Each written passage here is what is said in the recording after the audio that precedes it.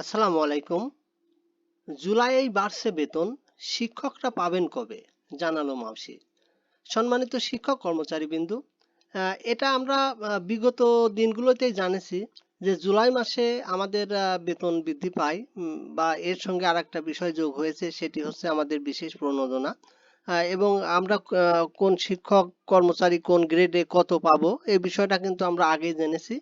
তো এই সংবাদটি থেকে আমরা নতুন একটা জিনিস জানতে পারবো, সেটি হচ্ছে আমাদের জুলাই মাসের বেতন ভাতার সর্বশেষ সংবাদটা কি, বা এটা নিয়ে কিভাবে আগাচ্ছে আর কি।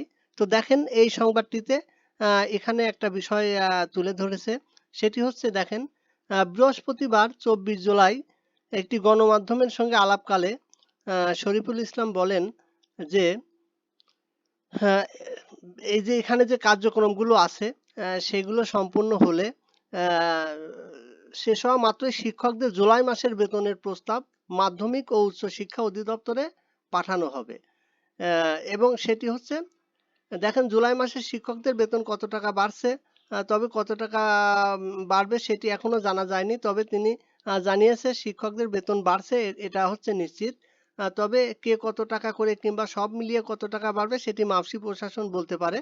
আহ, মাউসিতে বেতনের প্রস্তাব কবে পাঠানো হবে, যে বিষয়টা আমি আপনাদের সঙ্গে শেয়ার করতে চাচ্ছিলাম, যে জুলাই মাসের বেতনের প্রস্তাবটা কবে পাঠানো হবে এরকমের একটি প্রশ্নে উত্তরে দেখেন শরীফুল ইসলাম বলছেন যে আমরা চেষ্টা করছি আজকের অর্থাৎ বৃহস্পতিবারের মধ্যে প্রস্তাব পাঠানোর। সবকিছু ঠিক থাকলে আজই প্রস্তাব পাঠানো হবে, না হলে আগামী সপ্তাহে প্রস্তাব পাঠানো হবে।